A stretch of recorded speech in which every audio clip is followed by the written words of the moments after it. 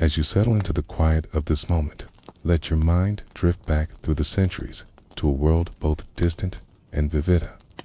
World of stone amphitheaters, roaring crowds, and the steady rhythm of a life shaped by survival and spectacle.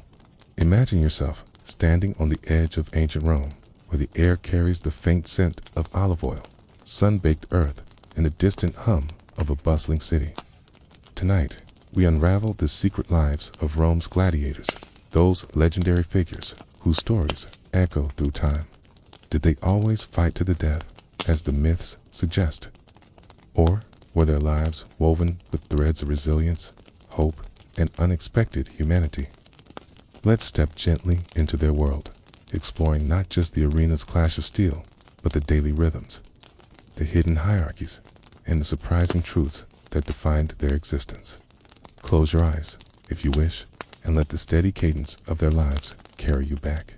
Picture yourself waking before dawn in a Roman ludus, a gladiator training school, tucked away from the grandeur of the forum or the marble-clad temples. The air is cool, heavy with the scent of straw and sweat-soaked leather. The ludus is alive with quiet purpose. The creak of wooden gates, the splash of water from a communal basin, the low bellow of a trainer calling out orders. Breakfast is modest barley porridge, perhaps mixed with dried figs or a sliver of salted fish, enough to fuel the grueling hours ahead. And sometimes a cut of pork if the lanista is feeling generous.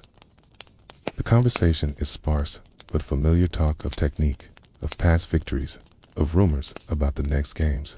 You hear tales of gladiators who won their freedom, their wooden rudies replaced with a real one as a symbol of liberty. These stories linger like a faint breeze, offering hope amid the grind. The gladiators around you are a diverse group. Some are prisoners of war, their faces marked by the stoic resignation of men far from home. Others are slaves, in the evenings as the sun dipped below the horizon. Casting long shadows across the courtyard, you might gather with others to mend armor or sharpen blades. The soft scrape of whetstone against metal becomes a kind of meditation. Some gladiators, those with a knack for storytelling, share tales of their homeland's distant Gaul, sun-scorched Egypt, or the wind-swept plains of Thrace. Others carve small tokens from wood, offerings to gods like Mars or Fortuna, seeking favor for the next fight. These moments, quiet and unhurried, weave a fragile sense of community among men who might one day face each other in the arena, sold into this life for debts or crimes. A few are volunteers drawn by the faint promise of glory or freedom. The ludus was a world apart, but the distant roar of the Colosseum's crowds could sometimes be heard, a reminder of what awaited. Death was a possibility, yes, but not a certainty. Many fights ended with a raised finger, signaling surrender, and the crowd's mercy often spared to fallen. The life of a gladiator was not the ceaseless bloodbath of legend, but a complex tapestry of discipline, camaraderie, and the constant negotiation between survival and spectacle. As the day ends, you lie on your pallet, the stars visible through a narrow window, and the rhythm of the ludus sounds, its smells, its routines, lulls you into a restless sleep. Despite their origins, you share a bond, forged not just in combat, but in the mundane routines of survival. Around you, the soft clatter of wooden training swords and the low murmur of voices signal the start of another day. The life of a gladiator was not merely one of combat, but a carefully structured existence, a rhythm as predictable as the tides, yet always shadowed by the uncertainty of the arena. Each morning began with the same ritual. You rise from a simple pallet of straw, your muscles aching from yesterday's drills. Training consumes the day, under the watchful eye of the lanista, the master of the ludis. You practice with a wooden rudis, a heavy blade designed to build strength. The sand beneath your feet shifts with each step, mimicking the arena's surface.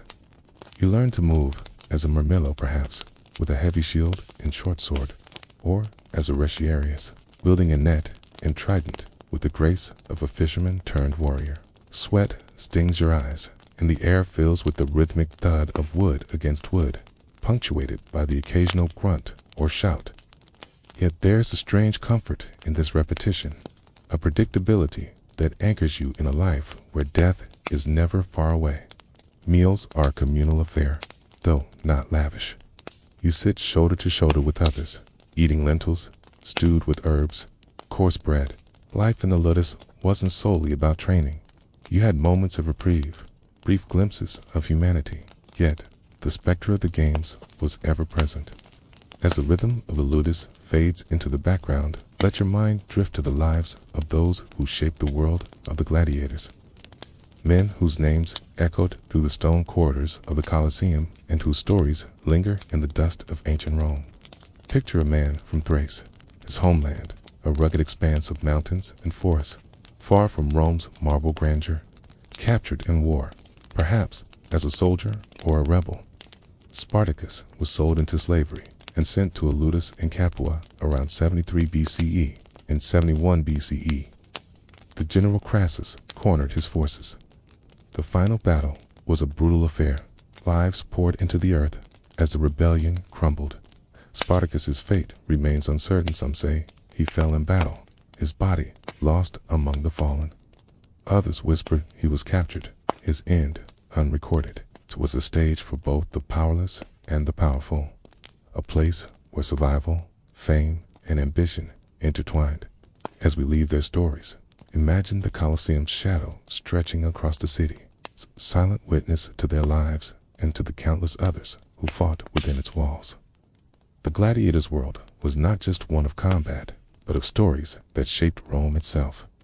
What lingers is the echo of his defiance, a reminder that even in a world of chains, the human spirit could burn fiercely. His name became a symbol, not just of rebellion, but of the gladiator-esque dual life, a slave bound by Rome's will, yet capable of extraordinary agency. Feel the weight of his chains as he trained, his muscles honed not for glory, but for survival. Imagine the opulence of the imperial palace, its halls lined with polished marble and flickering with torchlight. Some say he fought with blunted weapons or against foes instructed to lose.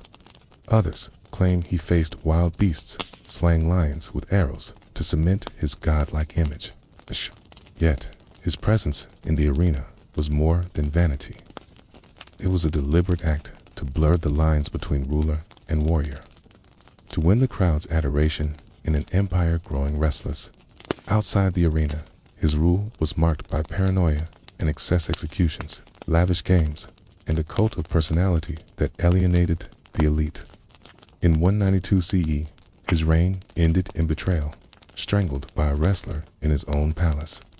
His time as a gladiator, though, left a mark on Rome's memory, a strange chapter where power and performance collided. Commodus, son of the philosopher Marcus Aurelius, was a man of contradictions. Where his father sought wisdom, Commodus craved spectacle. He saw himself as a new Hercules, a divine warrior, and astonishingly, he stepped into the arena as a gladiator. Picture him striding onto the sand, clad not in imperial purple, but in the armor of a secutor, his helmet gleaming under the Roman sun. The crowd roared, torn between awe and unease as their emperor fought. Unlike many gladiators, Spartacus was no mere performer. He was a leader. In the ludus, he moved with quiet purpose, his eyes sharp with intelligence. Whispers among the men spoke of his strength as a murmillo, wielding a heavy shield and sword, but also of his ability to inspire. In the quiet of the night, as the ludus slept, he planned. Imagine yourself walking the crowded streets of the eternal city, where the scent of fresh-baked bread mingles with the temps of metal and the distant cheers of the arena. Here, we meet two figures whose lives illuminate the gladiator's world. Spartacus, the rebel who defied an empire, and Emperor Commodus, the ruler who stepped into the arena itself. Their stories, intertwined with the spectacle of the games, revealed the complexity of fame, power, and survival. First, let's follow Spartacus, a name that resonates with defiance. The spark of rebellion came swiftly. Spartacus, with a small band of gladiators, broke free from their Capua prison, wielding kitchen knives and stolen weapons. Imagine the chaos, the clatter of metal, the shouts of guards, the sudden rush of freedom as they fled to the slopes of Mount Vesuvius. From there, Spartacus built an army, not just of gladiators, but of slaves, farmers, and outcasts, all drawn to his vision of liberty. His rebellion, known as the Third Servile War, shook Rome's foundations. For 2 years, he outmaneuvered Rome's legions. His tactics, a blend of guerrilla warfare and sheer audacity. Picture him standing on a windswept hill, his breath visible in the cool dawn, rallying his followers with words that carried the weight of their shared hardship. Yet, Spartacus's story is not one of triumph. Rome's response was relentless. Now, shift your gaze to a very different figure, Emperor Commodus, who ruled Rome from 180 to 192 CE. Commodus's bouts were carefully staged. His opponents, often gladiators or condemned men, were no match for a man backed by imperial power. These two men, Spartacus, the slave who became a legend, and Commodus, the emperor who played at being a gladiator show, the arena's strange duality. As the echoes of Spartacus and Commodus fade, let your mind wander to the silent relics of the gladiator's world, hidden beneath layers of time and earth. Imagine yourself standing on the worn stones of an ancient arena, the air thick with the scent of dust and aged stone. The faint hum of modern Rome in the distance. Beneath its arena floor, archaeologists have uncovered a labyrinth of tunnels and chambers known as the Hypogeum. Walk through these dim passages in your mind, where the air is cool and damp, the walls rough with the marks of ancient tools. Picture these weathered slabs, some bearing images of swords or palm branches, symbols of victory. Analysis of the bones tells a story of hardship, healed fractures, worn joints, and signs of a brutal but disciplined life. Yet, many skeletons showed no fatal wounds, suggesting that death in the arena was not as common as legend claims. Some tombstones record gladiators who lived into their 30s or beyond, a remarkable age for men in such a dangerous trade. One inscription honors a retiarius named Diodorus, who fought bravely and was freed, hinting at a life that could end in liberty rather than blood. Here, gladiators once waited, their sandals scuffing the stone as they listened to the crowd's roar above. Roman texts, like those of the historian Suetonius, describe gladiators surrendering with a raised finger, their fate left to the crowd or the editor, the game's sponsor. Archaeological finds, such as contracts etched on wax tablets, reveal that gladiators were often leased for specific bouts, their survival ensured to protect the lanista's investment. Death happened. Yes, graves attest to lives cut short, but it was not the default. The arena was a stage, its violence real, but often calculated, a balance of risk and spectacle to keep the crowd enthralled. Excavations have revealed trapdoors, pulleys, and ramps, genius mechanisms to hoist beasts or fighters into the arena, creating spectacles that thrilled Rome. In London's Roman amphitheater, archaeologists found a female skeleton buried with gladiator-like grave goods, a lamp depicting a fallen fighter, a bowl with traces of exotic spices. Is she a gladiatrix, a rare female fighter, or simply a fan buried with tokens of the games? The uncertainty lingers, like dust settling on ancient stone. Each discovery, from the Colosseum's hidden gears to the scratched boasts of Pompeii, pulls us closer to the gladiator's reality. A life of danger, yes, but also of skill, value, and unexpected chances for survival. As we step away from these relics, imagine the arena fading into twilight, secrets only half revealed, inviting us to explore further. These findings challenge the myth of constant death matches. The Hypogeum's complexity suggests many fights were choreographed, designed for drama rather than slaughter, with elaborate sets and props to heighten the show. The gladiator's life is not only told through stories of battles or famous names in the ruins of Pompeii, preserved by Vesuvius's ash. Archaeologists found a gladiator barracks, its walls adorned with faded graffiti. Imagine tracing your fingers over these scratched words. Declarations of victory or boasts of love from men like Solidas, dubbed the Sigh of the Girls. These inscriptions reveal a surprising truth. Gladiators, though often slaves, could achieve a kind of celebrity. Their names were known, their faces, perhaps, recognized in the streets. Yet, nearby, excavators uncovered gladiator helmets, intricately decorated with plumes and engravings, alongside shin guards and swords. These artifacts, polished to a gleam in their time, suggest investment gladiators were valuable, their training and equipment costly. Why lavish such resources if death was certain? The evidence points to a system where survival was often the goal, with skilled fighters spared to fight again. But through the fragments they left behind, objects, inscriptions, and structures that whisper secrets about their existence. Let's explore the archaeological mysteries surrounding gladiators, piecing together the truths buried in Rome as soil, and asking, what do these remnants reveal about the men and women who fought, and did they truly always fight to the death? Picture the Colosseum itself, its weathered arches looming above you. Beyond the Colosseum, smaller discoveries paint a vivid picture. Another mystery lies in the graves. In Ephesus, modern-day Turkey, a gladiator cemetery was unearthed, its tombstones etched with names and epithets. The question of fighting to the death finds further clues in written records. Yet, mysteries remained.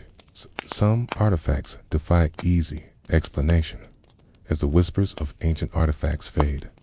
Let your mind drift to the sprawling tapestry of Roman society, where the gladiator stood as both outcast and idol.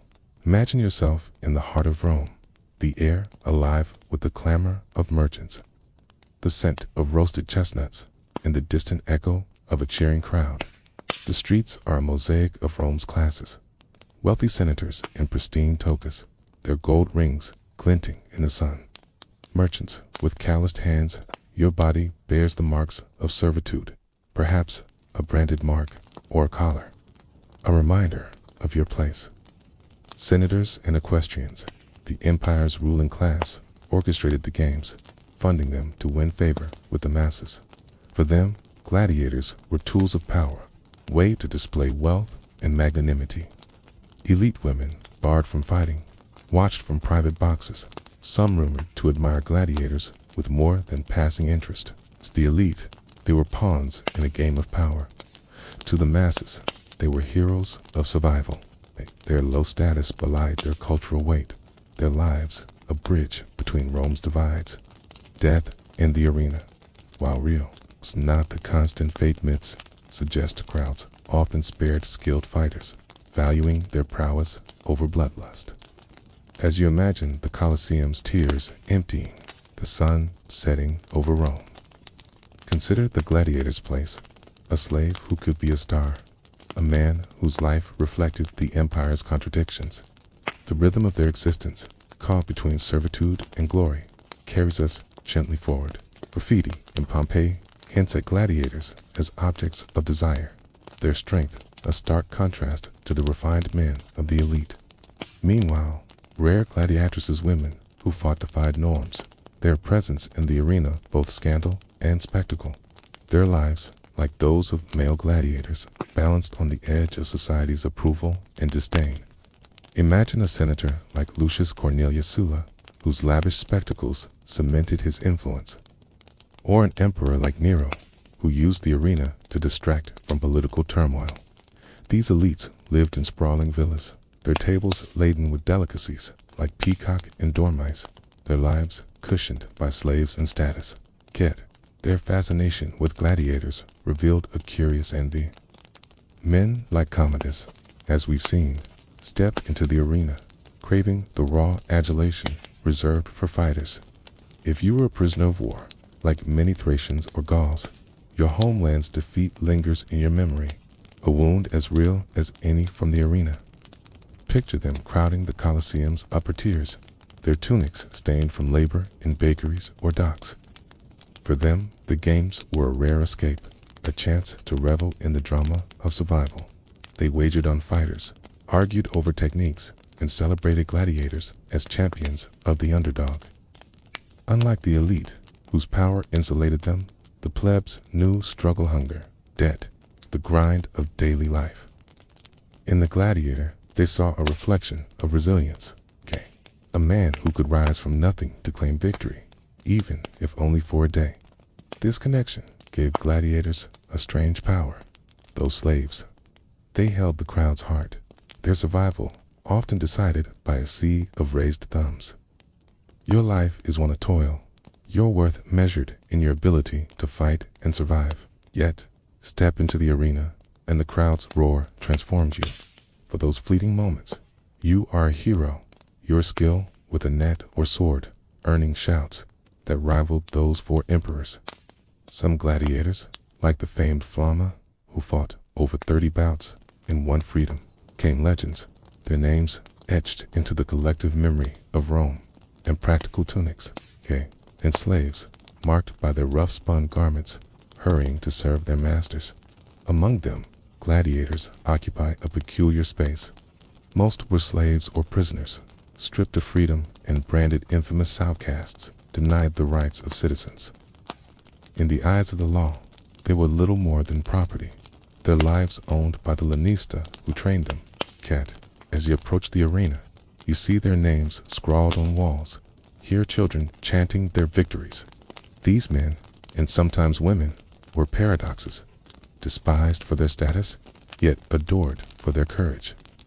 The world of the gladiator was not just one of sand and steel, but a mirror reflecting the stark divisions of Rome's social order.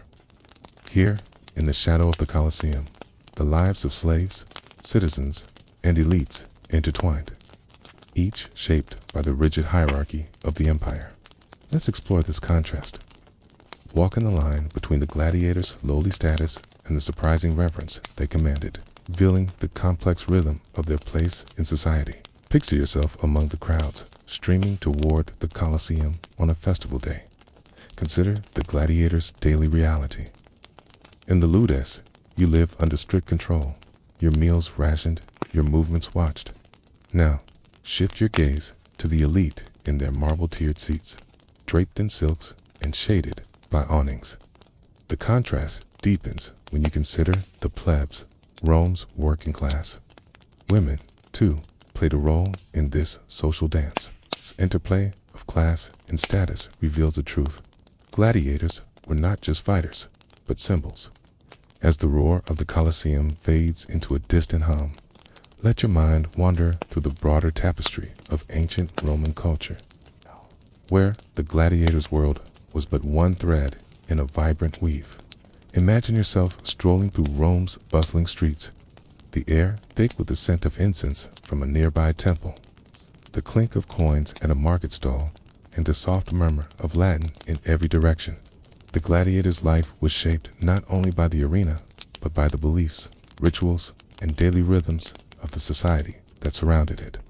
Let's move slowly through this cultural landscape, exploring the traditions, superstitions.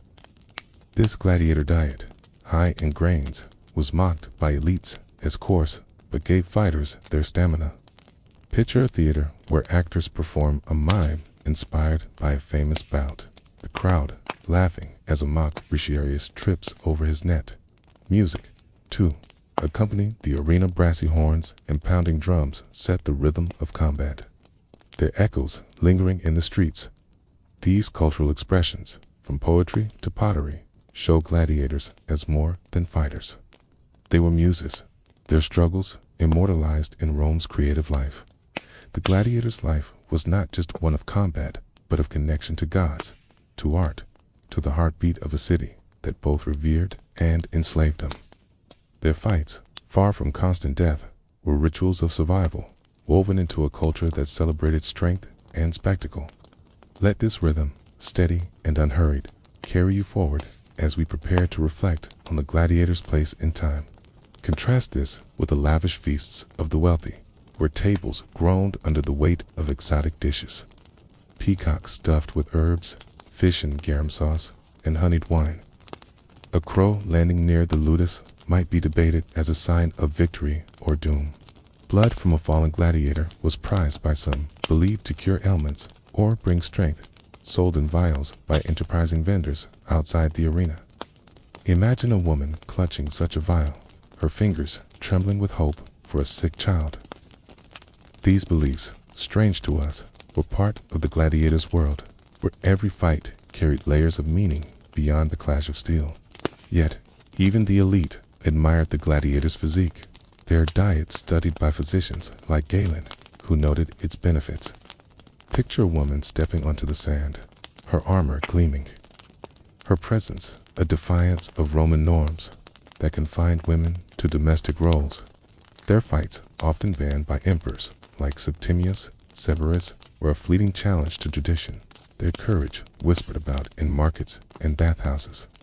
The gladiators' world, though male-dominated, occasionally bent to include these bold figures, their stories adding richness to Rome's cultural mosaic. Imagine a banquet where a senator, reclining on a cushioned couch, discusses a gladiator's prowess, his words mingling with the clink of goblets and the scent of roasted spices, and values that gave meaning to the gladiator's existence, painting a picture of a world both familiar and strange. Begin with the pulse of Roman religion, which infused every aspect of life, including the games.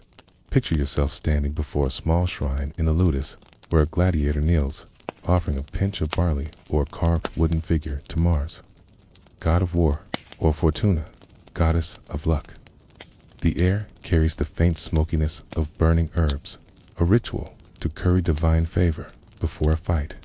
Romans saw the arena as more than entertainment. It was a sacred spectacle, often tied to religious festivals like the Ludi Romani, honoring Jupiter.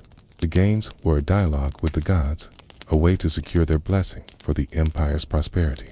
The gladiators, these rituals were a lifeline, a way to steady the heart against the uncertainty of the arena. Imagine the soft clink of amulets worn for protection, or the whispered prayers as men prepared to step onto the sand.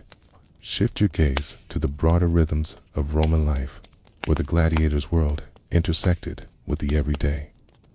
Walk through the Forum, its cobblestones worn smooth by countless sandals. Here, citizens gathered to debate politics, trade goods, or share gossip about the latest games. The gladiator was a cultural touchstone, his image appearing on oil lamps, mosaics, and even children's toys. Picture a young boy clutching a clay figurine of a mermelot, its tiny shield raised, or a tavern wall painted with a scene of a Ricciarius ensnaring his foe. These images, vivid with color, show how deeply gladiators were woven into the Roman imagination, their fights a shared language that bound the city together.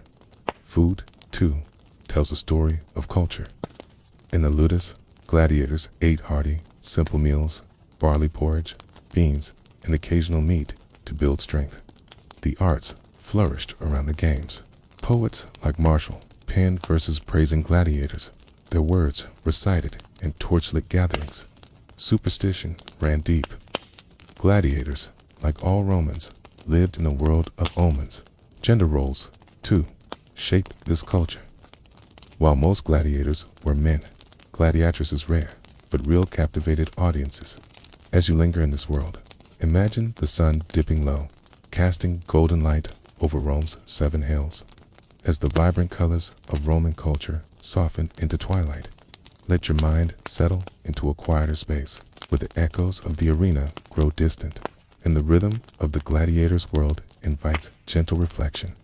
Imagine yourself seated on a low hill overlooking Rome, the city's rooftops bathed in the warm glow of a setting sun. These men, and sometimes women, were bound by chains, yet lifted by the crowd's cheers. They were slaves, yet some became legends, their names carved into stone or whispered in taverns. The gladiator's world feels distant, its rituals and spectacles foreign to our own. The gladiator's story, like the city itself, endures, not in the clash of swords, but in the quiet persistence of human spirit. Their lives, though bound by Rome's chains, were not defined by death alone, but by the choices they made, the bonds they formed, the moments they seized. Let this thought settle over you like a soft blanket, easing you into rest. The gladiator's life, with all its hardship, is not so different from our own. In its essence, search for hope, for connection, for a place in the vast tapestry of time. Their world, with its dust and sweat and fleeting glory, fades now, leaving only a sense of calm, a reminder that even the most trying moments pass, giving way to peace. Picture the eternal city sleeping under a blanket of stars, its stories held safe in the silence of the night.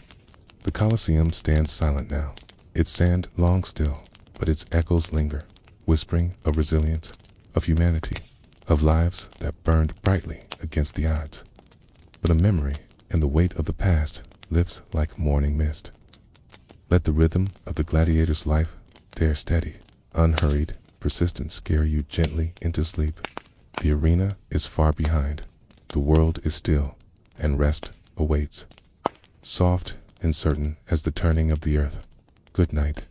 Yet, their struggles echo in our own lives, the need to endure, to find meaning in hardship, to carve out moments of hope amid uncertainty. The gladiator's world slips away, leaving only the gentle rhythm of your breath, the quiet comfort of the present. Imagine yourself resting now, far from the stone arches of the Colosseum, the clatter of swords, or the weight of a world long past. The air around you is soft, carrying only the quiet rhythm of your own breath, a steady cadence that anchors you in this moment. The lives of the gladiators, their struggles, their resilience, their fleeting triumphs have unfolded before you, not as a tale of relentless violence, but as a testament to the enduring human spirit. They faced the arena, not always to die, but to live, to carve out meaning in a world that sought to define them by chains. You are here, now, in a moment of peace, far from the arena's roar. Let the weight of the day lift. Let the stories of the past cradle you, and let sleep come softly, as natural as the turning of the earth. Imagine the gladiator lying on his straw pallet, the stars visible through a narrow window, his mind turning to the next fight, the next chance at freedom. In that quiet moment, he is not so different from you, resting now, seeking peace in a world that can feel as unpredictable as an arena. The rhythm of their lives, steady and unhurried, offers a kind of comfort, a reminder that even in the face of great trials, life persists, one breath at a time. Their world was one of hardship's sweat-soaked training, the ever-present shadow of the arena, the weight of a life not fully their own. Yet, within this struggle, there was humanity, okay? Picture a gladiator in the ludus, sharing a quiet laugh with a comrade over a bowl of lentils, okay? Or carving a small token for a distant god, seeking hope in the flicker of a lamp.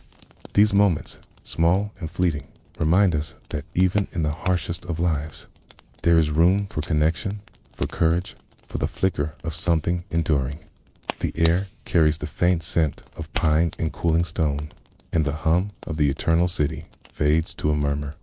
The lives of gladiators, their struggles, their triumphs, and their place in Rome's vast tapestry now lie before us like an open scroll. Let's reflect on what their stories reveal about resilience, humanity, and the passage of time as we draw this journey to a close, guiding you toward rest. Consider the gladiator's life, a paradox woven into the fabric of Rome. The question we began with, did gladiators really fight to the death, reveals a truth more nuanced than the myths. Death was real, its specter ever present in the clash of steel and the crowd's roar. Lives were lost, as graves in Ephesus and inscriptions in Pompeii attest. Yet, the arena was not always a slaughterhouse. Skilled fighters, valued for their training and draw, were often spared, their surrender met with mercy to fight another day. The gladiator's life was a delicate balance, a performance where survival was as much a victory as glory. This truth invites us to see them not as mere victims of violence, but as men and women who navigated a brutal world with skill and resilience, their stories etched into the very stones of the Colosseum. Now, let your thoughts drift to the broader sweep of time. As we wind down, picture Rome fading into the dusk, its hills cloaked in shadow, its streets falling silent. And so, as the stars begin to speckle the sky, let your mind drift fully into the calm. As the stars deepen over the hills of ancient Rome, the stories of the gladiators settle into a gentle hush, like the last notes of a distant melody. Let your mind linger on this thought as you drift closer to rest. You are here, now, in the comfort of the present, where the roar of the crowd is